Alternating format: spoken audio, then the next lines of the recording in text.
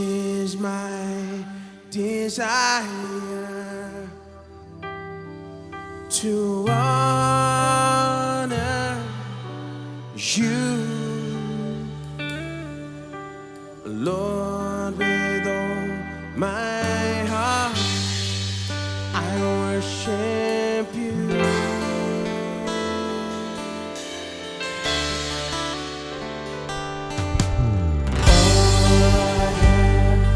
Within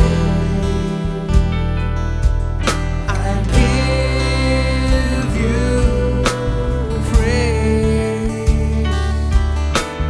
All that I adore is in you.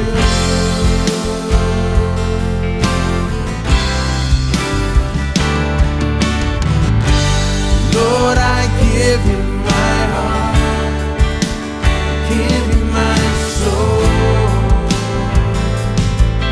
I live for you alone. Every breath that I take, every moment I'm awake. Lord, have your way.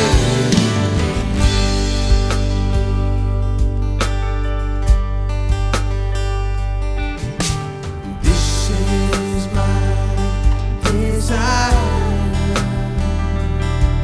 to honor you. Oh, with all my heart, I worship you.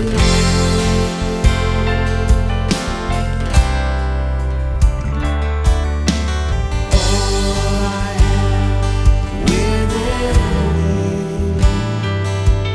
I give you praise. All that I adore is in you.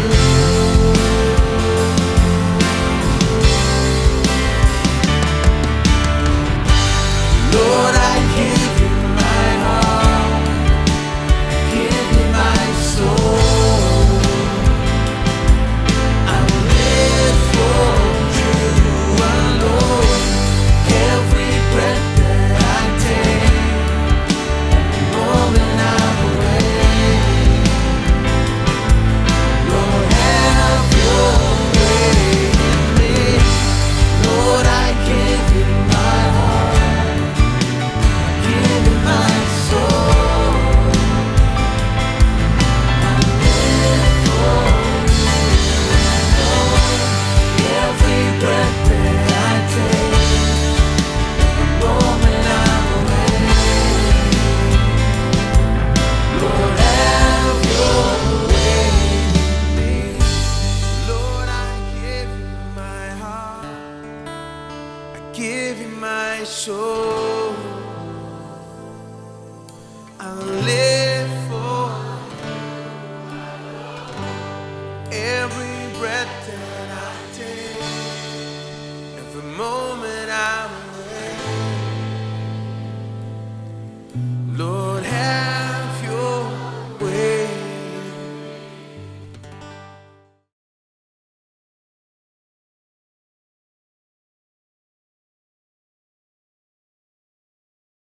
परमेश्वर हमारा आदर करता है। परमेश्वर ने जब कहा कि वाटिका की रक्षा करना, मतलब उस पर लॉक लगाए, उसे लॉक लगाए रखे, कंपाउंड वॉल अच्छे से बनाए, उस पर ताला लगाए, शैतान को आने न दे, उसे भीतर आने न दे। क्या आप जानते हैं कि परमेश्वर ने हमें एक लॉक दिया है हमारे व्यक्तित्व में? हम तो सच में इस तरह का नियंत्रण कर सकते हैं कि वहां पर कंपाउंड वॉल है, फाटक है और वहां पर कोई खड़ा है। उस तरह की सुरक्षा हमारे पास है हमारे मनुष्य के व्यक्तित्व में, और इसी तो इच्छा कहते हैं। हेलो, आपको क्या लगता है इच्छा किस लिए? देखिए, इच्छा तो एक अद्भुत क्षमता है कि मैं सोचकर निर्णय ले सकता हूं कि मैं किसे भीतर आने दूंगा और किसे भीतर नहीं आने दूंगा, और मैं निश्चित कर सकता हूं कि मेरे मन में क्या आएगा और मेरे दिल में क्या आ सकता है, मेरी जिंदगी में क्या आ सकता है, मेरे फोन में या मेरे कंप्यूटर में, चाहे जो भी हो, उसमें क्या आ सकता है। मैं निश्चित कर सकता हूं कि क्या आएगा, क्या नहीं आना चाहिए, क्या बिल्कुल नहीं आना चाहिए। मैं इसे लॉक कर सकता हूं। टीवी देखते हुए भी मैं उसे लॉक कर सकता हूं, मैं निश्चित कर सकता हूं कि मैं क्या देखूंगा और क्या मैं नहीं देखूंगा। जैसे एक भाई ने कहा, देखिए भाई ये सब आता है भाई, क्या करे फिर। और देखिए इसीलिए तो उन्होंने आपको रिमोट दिया है, और उस रिमोट में एक चीज है जिसे कहते हैं चाइल्ड लॉक, और ये केवल बच्चों के लिए ही नहीं है। सबसे पहले ये प्रकाशन पाए। ये आपके लिए भी है। हमारे मनुष्य के व्यक्तित्व में परमेश्वर ने हमें इच्छा दी है, और हम इस बात का निर्णय ले सकते हैं कि हम उन बातों को अनुमति दे जो हम चाहते हैं, और उसे बाहर रखें जिसे हम चाहते हैं कि बाहर रखें। तो कोई बहाना नहीं है। नहीं कह सकते कि ये आया और ये हुआ और आखिरकार मैंने इसे किया। नहीं, ये तो बिल्कुल सही नहीं है। यदि आदम हवा शैतान का इनकार करते, वाटिका में उसे आने नहीं देते, उसे बातचीत करने से इनकार करते, किसी तरह से उसके साथ नहीं जुड़ते, तो यह कितना अद्भुत होता। हम यहां पर नहीं बैठे होते, किसी वाटिका में बैठ के आनंद उठाते, चर्च की जरूरत नहीं होती, हम सब परमेश्वर के साथ बातें करते चलते, तो आज पूरा संसार ही अलग संसार होता। देखिए, यदि वो ऐसी मनोदशा रखते कि शैतान के साथ मेरा कोई संबंध नहीं, मैं उससे बात नहीं करूंगा, कोई बातचीत नहीं, कोई मनोरंजन नहीं, कोई जगह नहीं, अनुमति नहीं, शैतान नहीं, तुम आ नहीं सकते हो, ऐसी कठोर मनोदशा की यहां पर कोई अनुमति नहीं, तुम बस बाहर रहो, दूर रहो, तुमसे कोई संबंध नहीं, यदि ऐसी मनोदशा रखते तो आज हमारी जिंदगी अलग होती। रोमियो अध्याय 13 और वचन 14। वरन प्रभु यीशु मसीह को पहन लो और शरीर की अभिलाषाओं को पूरा करने का उपाय न करो। अभिलाषा को पूरी न करो। अब यहां अच्छा शब्द उपयोग हुआ है, शरीर की अभिलाषाओं को पूरा करने का उपाय न करो कहता है। उपाय, ये तो बहुत ही अच्छा शब्द है, जल्दी समझते हैं। देखिए, आप क्या करते हैं, हर महीने के शुरू में आप जाते हैं, दुकान में जाते हैं और पूरे महीने के लिए सारा राशन खरीद लाते हैं, क्योंकि क्या सोचते हैं, हाँ मैं हूं, मेरी पत्नी है और कुछ बच्चे हैं और दूसरे भी लोग हैं, भोजन चाहिए तो मुझे क्या चाहिए, चावल चाहिए, दाल चाहिए, मसाला, और सारी बातें आप अच्छे से जानते हैं, क्योंकि आप हर महीने से खरीदते हैं ताकि आप प्रयोजन करना चाहते हैं, कमी नहीं चाहते हैं, सब कुछ भरपूरी से चाहते हैं। तो आप शुरू में सोचते हैं और जाकर सब कुछ खरीदते हैं, और जो कुछ भी चाहिए बुनियादी बातें आप खरीदकर घर में रखते हैं और उसे प्रयोजन कहते हैं। ठीक है, आप अपने घर को इसी का प्रयोजन देते हैं। मतलब आप पहले से विचार करते हैं कि आपको क्या चाहिए, आप बाहर जाते हैं और सारी चीजों को खरीदते हैं, लाते हैं, रखते हैं कि इसका उपयोग हो। यह अच्छी सोच है कि आप, ये ठीक है, अच्छा है, लेकिन एक अनुवाद देखते हैं, डॉर्बी ट्रांसलेशन, ये ऐसे कहता है, किंग जेम्स कहता है कि शरीर के लिए कोई उपाय न करना, लेकिन डार्बी देखिए, शरीर के बारे में पहले से कोई विचार नहीं करना कि उसकी अभिलाषा पूरी करे। जैसे आप अपने किराने के लिए और राशन के लिए योजना बनाते हैं कि समय के पहले उसे खरीद ले, पहले से उसकी योजना बनाते हैं और पहले से उसके बारे में काम करते हैं कि जब वो दिन खाने के समय आप उसकी चिंता ना करें। तो जब शरीर की अभिलाषाओं को पूरी करने की बात आती है तो ऐसे ही काम तुम ना करते जाओ। हेलो, बहुत से लोगों के पास में पहले से विचार होते हैं, हाँ खैर अगले हफ्ते मुझे जाकर वो करना है, तो पत्नी से क्या कहूंगा, तो अभी से झूठ बोलने की योजना बना ले, कुछ अरेंज कर लें, कुछ सिनेरियो बना ले और कुछ प्लान ले ले, कुछ मास्टर प्लान, कि मैं अपने बॉस से कुछ कहूं और मेरी पत्नी से कुछ कहूं, रिश्तेदारों को और सबको कुछ कहूं। पहले से विचार किया गया है, पहले से प्रयोजन हुआ है, क्योंकि पाप करने के लिए अपॉइंटमेंट ली है, अगले हफ्ते ये होना है, अब इसके लिए प्रयोजन होता है। क्यों प्रयोजन करते हैं, उपाय करते हैं, वो शरीर की अभिलाषा के लिए करते हैं कि वो पूरी हो, वो इसके लिए प्रयोजन करते हैं, वो इसके लिए पहले से विचार करते हैं। बाइबल कितनी सच्ची है। चलिए एक और अनुवाद देखते हैं, ESV, शरीर की अभिलाषाओं या इच्छाओं को पूरा करने के लिए कोई प्रयोजन न करें, मतलब योजना करने के बारे में न सोचे और प्रयोजन न करे कि शरीर अपनी इच्छाओं को पूरा करते चले जाएं। एक और NET, कोई प्रयोजन न करे कि शरीर अपनी इच्छाओं को पूरा करते जाए, देखिए, कोई प्रयोजन न करे कि शरीर जो है अपनी अभिलाषाओं इच्छाओं को पूरा करते चली जाए। देखिए, इच्छाएं तो वहां पर है, हम तो मनुष्य हैं और कुछ सामान्य इच्छाएं परमेश्वर ने हमें दी है जो अचानक गलत समय पर उभर कर ना आए और गलत तरीके से पूरी न हो, और आप ऐसी इच्छाओं के उभरने के लिए कोई जगह न दें।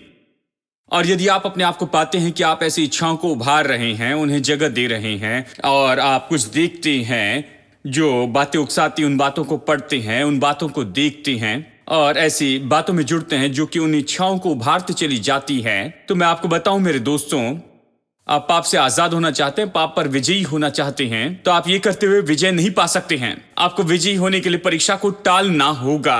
आप दोनों नहीं कर सकते। आप अपनी इच्छाओं को उभारते हुए पाप पर विजय नहीं पा सकते हैं।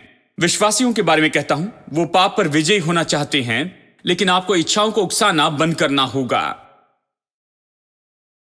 देखिए, इच्छा अपने आप में गलत नहीं, लेकिन आपको अपनी इच्छाओं को उभारना, अपनी इच्छा को उभारना बंद करना है गलत तरीके से। जो भी गलत तरीका है उससे आप उसे करते हैं कि आप आगे बढ़कर उसे गलत तरीके से पूरा कर दें। NIRV ट्रांसलेशन, पाप में स्वभाव जो चाहता है उसे संतुष्ट करने की कोशिश न करे। बहुत से लोग पहले से ही सोचते हैं, सामान खरीदने के पहले से ही वो सोचते हैं कि कैसे अपने पाप में स्वभाव की इच्छाओं को वो पूरा करते जाएं। NIV, अपनी पाप में स्वभाव की इच्छाओं को पूरा करने के बारे में सोचते न जाओ। NLT, अपने आप को, अपनी सारी जो बुरी इच्छाएं उसे पूरी करने के लिए मार्गों को न ढूंढें।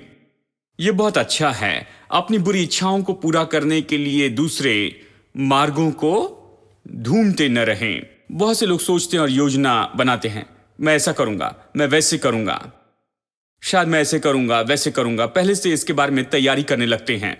ऐसे न करें। वीस्ट, पाप में स्वभाव के लिए प्रयोजन करना तो बंद कर दे और अपनी इच्छाओं को पूरा न करें। आप इस जिज्ञासा से भरी इच्छाओं को पूरा न करें, इसे भोजन न दें। जिज्ञासा से भरी लालसाओं को आने न दें, जिज्ञासा से भरी हुई इन इच्छाओं को आने न दें। नहीं, ऐसा न करें। ये जानते हैं कि ये ऐसे ही करेगा, तो इसे क्यों करना चाहते हैं? ऐसा न करे, ये कहता है। हेलो, तो आप पाप पर विजय पाना चाहते हैं? पवित्र आत्मा के मार्गदर्शन के अनुसार करें, लेकिन अगली बात जो आपको करनी है वो है आपको तो टालना है हर एक परिस्थिति को जो परीक्षा करती है। आप परीक्षा को स्थान नहीं दे सकते हैं और फिर अपेक्षा करें, यानी फिर आप अपेक्षा करें कि बस पाप के ऊपर में सफल हो जाए। आप तो देखिए, इस तरह से नहीं कर सकते। जानबूझकर जानते हैं कि ये परीक्षा है और उसके बाद भी उसमें आप गिरते जाते हैं। आप परीक्षा के लिए जगह नहीं दे सकते हैं। आप खुद को परीक्षा की जगह पर नहीं पा सकते हैं, जानते हुए, और वहीं पर रहते और बार बार जानते हुए अपने आप को उस परिस्थिति में रखते हैं और अपेक्षा करें कि विजय पाएं। यह ऐसे काम नहीं करता है। ठीक है, चलिए नीति वचन 5 में जहां शुरू किया था, ठीक है, नीति वचन 5 वचन 3 देखिए। परीक्षा के बारे में चेतावनी देता है, स्त्री के साथ के पाप के बारे में। अध्याय 5 वचन 3 देखिए। क्योंकि पराई स्त्री के होठों से मधु टपकता है और उसकी बातें तेल से भी अधिक चिकनी होती हैं। यानी वो तो बहुत ही मधुर और चिकनी बातें लगती हैं। ये यही कहता है, परंतु इसका परिणाम नागदौना सा कड़वा और दोधारी तलवार से पैना होता है। शायद एक दिन का आनंद या फिर आनंद कुछ घंटों का ही हो, लेकिन पूरा जीवन है, बाकी जीवन कड़वाहट से भरा होता है, सहने से बाहर की कड़वाहट। और यह बताता है कि यह दोधारी तलवार के जैसे है। ऐसा लगता है कि जैसे मानो कोई आपको काट रहा है, भेदता है, छुरा खोपता है। कैसे लगेगा अगर कोई छुरा खोपता है, मारता है और जख्मी करता है पूरे जीवन भर? आप ये नहीं चाहते हैं। यही तो होता है, बिल्कुल मानसिक रूप में, भावनात्मक रूप में, हर तरह से। जब पाप करे तो पाप में बस यही तो होता है, आनंद। यानी देखिए, हम ये नहीं कहते कि पाप में आनंद नहीं, लेकिन बाइबल कहती है कि पाप में कुछ समय का आनंद है। यह पाप के आनंद को कुछ समय के आनंद के बारे में बताता है कि कुछ समय का है, लेकिन हमेशा के लिए क्या होगा? हमेशा के लिए कड़वाहट होगी, पूरे जीवन भर के लिए। हमेशा के लिए जख्म है, हमेशा के लिए नुकसान है, हमेशा के लिए ऐसा दर्द है जो सहने से बाहर है, पूरे जीवन भर के लिए। उसके पांव मृत्यु की ओर बढ़ते हैं और उसके पग अधोलोक तक पहुंचते हैं। इसलिए उसे जीवन का समतर पथ नहीं मिल पाता। उसके चाल चलन में चंचलता है, परंतु उसे आप नहीं जानती। इसलिए अब हे मेरे पुत्रों, मेरी सुनो और मेरी बातों से मुंह न मोड़ना। ऐसी स्त्री से दूर ही रहे और उसकी डेवड़ी के पास भी न जाना। देखिए कैसे कहता है, ये कहता है मेरी बातों से मुंह न मोड़। मेरी बातों से मुंह न मोड़ना मतलब वचन के पास में रहना और उससे बहुत दूर रहना। सब लोग कहें वचन के करीब रहें और पापों से बहुत दूर रहें। वचन के करीब रहना और उससे बहुत दूर रहना, वचन के निकट रहना और उससे बहुत दूर रहना अच्छी सलाह है। लेकिन देखिए अध्याय 7, यह तो इसका बिल्कुल उल्टा ही करता है एक आदमी, और वो इसके बारे में कहता है अध्याय 7 वचन 6, मैंने एक दिन अपने घर की खिड़की से अर्थात अपने झरोके से झांका, तब मैंने भोले लोगों में से, मतलब देखिए यहां पर भोले मतलब ऐसे जो कि बुद्धिमान नहीं, मैंने भोले लोगों में से एक निर्बुद्धि जवान को देखा। यानी यही तो वो भोला है, वो जो समझता नहीं है, वो आनंद चाहता है, वो किसी पाप को ढूंढता है, वो रोमांचित है इसे करने के बारे में, लेकिन वो इस बात को नहीं समझता है कि इसका जो परिणाम है वो क्या होगा, ये कैसे काम करता है वो नहीं समझता। ये कहता है वो स्त्री के घर के कोने के पास की सड़क पर चला जाता था और उसने उसके घर का मार्ग लिया। अब इसके पहले कि मैं इसे करूं, चलिए अध्याय 5 वचन 8 में देखते हैं। मैं आपको ये बताना भूल गया हूं, ये मैसेज ट्रांसलेशन जो कहता है कि ऐसी स्त्री से दूर ही रहे और उसकी डेवड़ी के पास भी न जाना, घर के पास। मैसेज ट्रांसलेशन यहां पर इस तरह से कहता है, ऐसी स्त्री से तू दूरी ही रखना और उसके पड़ोस से पूरी तरह से दूर ही रहना। वो ये नहीं कहता कि उसके द्वार के निकट नहीं आना, एक अनुवाद इस तरह से कहता है, लेकिन यहां पर कहता है कि उसके पड़ोस में भी मत आना। देखिए मतलब उसके आसपास, उसके पास भी नहीं भटकना। और इसीलिए मैंने आपको पिछले हफ्ते बताया, अगर कोई समस्या है, खाने की समस्या है, वजन कम करना है और आप डाइट पर हैं, तो किचन के पास भी नहीं भटकना, किसी और रास्ते से जाए। अगर पीने की समस्या है तो वाइन शॉप के पास से न जाए और पीने वाले लोगों के साथ में न बैठे, कोई और मार्ग ले, कोई और रास्ता ले, उनके साथ में न मिले, क्योंकि देखिए आपकी बस यही तो समस्या है। और उसके आस पड़ोस में भी नहीं जाना, आप वहां पर पड़ोस में रहते हुए उसकी सुगंध नहीं ले सकते हैं। आदम हवा की यही समस्या थी, वो पड़ोस में ही थे। हेलो, वो पड़ोस में ही थे। शैतान ने कहा चलो उस पेड़ के पास में चलकर बातें करते हैं, क्योंकि पेड़ के बारे में कह रहे हैं। फिर वो कहता है तुम्हें नहीं लगता अच्छी खुशबू है, बस छू कर देखो। ओ पसंद है, तोड़ कर देख लो। ओ अच्छा लगा, इसे सूंघ कर देखो। और अगला कदम है मुंह में रखकर इसे खा कर देखो। देखिए ये ऐसा ही है, शैतान कदम ब कदम ले जाता है और इसलिए ये कहता है कि इसके निकट भी नहीं आना और इसके पड़ोस के करीब भी नहीं आना। चलिए अध्याय 7 में चले। अब यह आदमी इसका उल्टा ही करता है। उसे समझने के बाद इसे अच्छे से समझ पाएंगे। तो इस व्यक्ति में बुद्धि नहीं है, वो वहां पर पूरी तरह से निर्बुद्धि है। उसे पता नहीं कैसे काम करता है, वो केवल उसकी मधुरता को जानता है और ये अच्छी बातें, ये सब कुछ। तो वो उसके पीछे जाता है। वो कहता है वो स्त्री के घर के कोने के पास की सड़क पर चला जाता था और उसने उसके घर का मार्ग लिया। ये कहता है कि वो उसकी सड़क पर नहीं गया जहां उसका घर था, वो अगली गली में गया।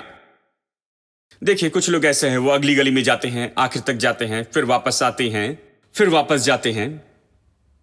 मैं तो बस अगली गली में हूं भाई, मैं वहां पर आसपास नहीं जा रहा हूं, अगली गली में ही हूं। तो वो यही कर रहा है जो कि आज बहुत से लोग करते हैं, अगली गली की मानसिकता। मैं वहां पर नहीं जा रहा हूं भाई, यहां पर मैं अगली गली में जा रहा हूं, मेरा एक दोस्त वहां पर रहता है, मैं वहां जा रहा हूं और वहां के 1000 चक्कर काटते हैं। तो वो अगली गली में था, ये कहता है दूसरी गली में। वो कहता है कि वो तो उसकी गली में नहीं गया, उसके घर के पास, लेकिन वो तो उस घर के पास की अगली गली में चला गया। वो तो अगली गली में गया, लेकिन फिर ऐसा कुछ हो गया कि वो सीधा उसके घर में ही पहुंच गया। वो कैसे उस गली से इस गली में आ गया, उसे तो वहां पर अगली गली में जाना था, लेकिन वो अपने आप को अभी इस गली में पाता है जहां यह स्त्री रहती है। और फिर उसके बाद में आप अगले वचनों में इसे देखिए कि उसकी केस पूरी हो गई। क्योंकि वो तो स्पष्ट निर्देश को मानने से चूक गया कि उसके आस पड़ोस के पास भी कभी नहीं भटकना। वो अगली गली में आता है और ये तो करीब आना है, बहुत ही जल्दी वो उसी गली में आ जाता है। ठीक है, पहला कुरिन्थियों अध्याय 7, और ये बहुत ही महत्वपूर्ण है। मैं तो इसके बिना इसे खत्म नहीं कर सकता। ये तो नए नियम के निर्देश हैं विश्वासियों के लिए। पौलुस ये निर्देश देता है वैवाहिक जीवन के बारे में।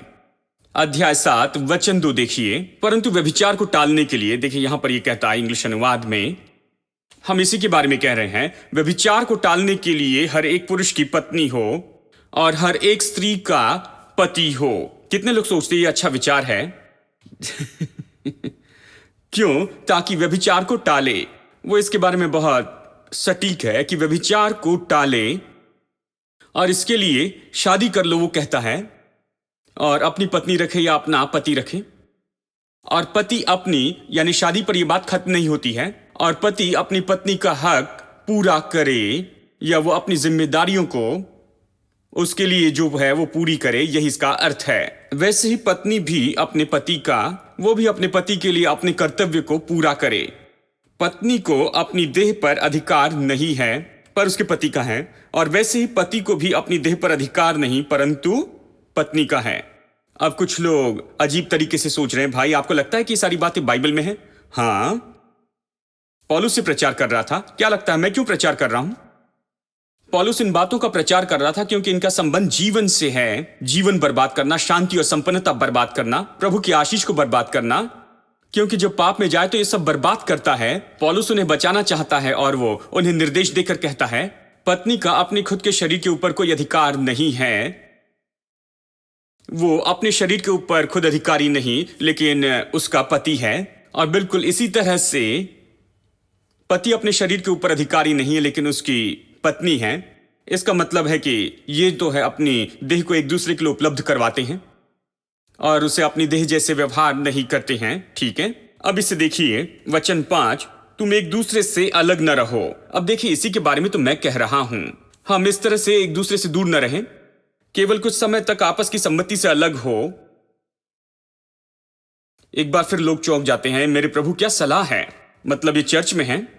खैर क्या करें, एक दूसरे से अलग न रहो परंतु केवल कुछ समय तक आपस की सम्मति से, कि प्रार्थना के लिए अवकाश मिले, उपवास के लिए, और फिर एक साथ रहो। ऐसा न हो कि तुम्हारे असंयम के कारण शैतान तुम्हें परखे। बड़े शब्द है, चलिए बताता हूं। ये कहता है एक दूसरे से दूर न रहो, एक दूसरे को दे दो। शादी हो गई तो एक दूसरे को खुद को दे दो, और इसके लिए तुम्हारे कर्तव्य हैं। और यदि तुम एक दूसरे के लिए नहीं होते हो तो ये सम्मति से हो। कई बार हो सकता है कि कुछ समय यानी 2-3 दिन जो है प्रार्थना और उपवास के लिए आप शायद अलग कर सकते हैं, और ये तो सहमति से होना। अगर कोई सहमत नहीं है तो इसे मत कीजिए, और ये तो सहमति से ही हो। और फिर वापस आ जाओ। और क्यों? कहीं ऐसा ना हो कि तुम्हारे असंयम के कारण शैतान तुम्हें परखे। एक अनुवाद कहता है कि शैतान तुम्हारी परीक्षा करता है तुम्हारे असंयम के कारण ही। हेलो, लेकिन कुछ लोग कहते हैं भाई मैं तो आत्मिक हूं, मैंने पूरा नियंत्रण किया है, आप मुझे नहीं जानते। खैर, बाइबल स्पष्ट कहती है ऐसा मत कीजिए, क्योंकि जहां पर संयम की बात होती है, अगर किसी क्षेत्र में उसकी कमी है तो वह आपको पकड़ेगा। यह मौका होगा शैतान के लिए कि वो भीतर आ जाए। तो ऐसा मत कीजिए, ऐसे कहता है। कितनी अच्छी सलाह है। और ये सब कुछ बताया गया इसलिए कि व्यभिचार जो है उससे टाला जाए। टालना ही चाबी है, उसे टाले। विवाह क्यों करते हैं? व्यभिचार टालते जाएं। पत्नी के साथ क्यों रहते हैं? व्यभिचार को टालते जाएं। आप क्यों एक दूसरे से अलग नहीं होते? केवल सहमति के साथ में केवल कुछ समय के लिए आप अलग होते हैं, क्योंकि टाले सारे गलत काम, सारी गलत बातें जो हो सकती हैं। इसे टाले, टाले, इसे टाले। सब लोग कहें टाले, इसे टाले।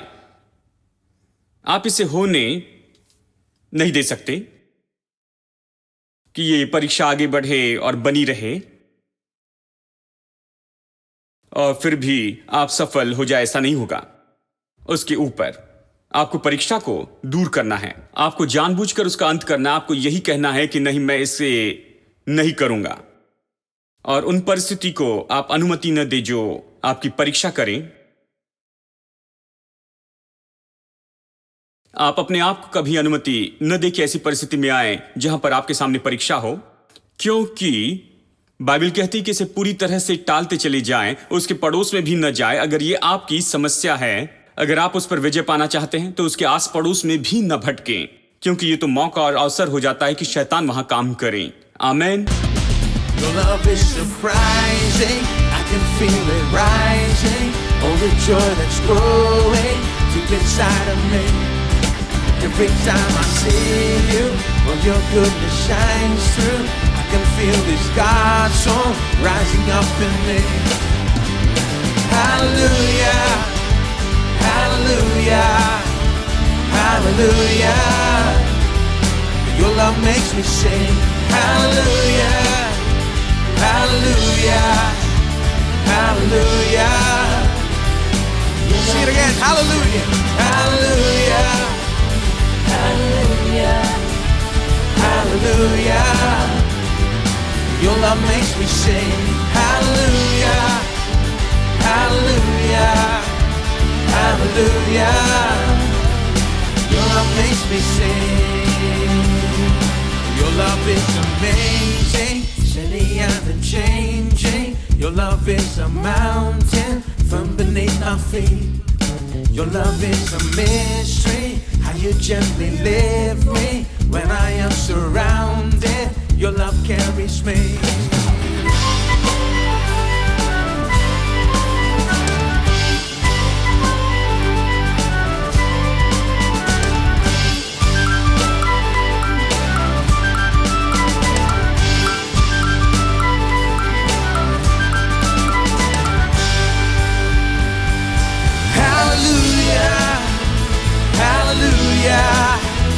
Hallelujah, your love makes me sing.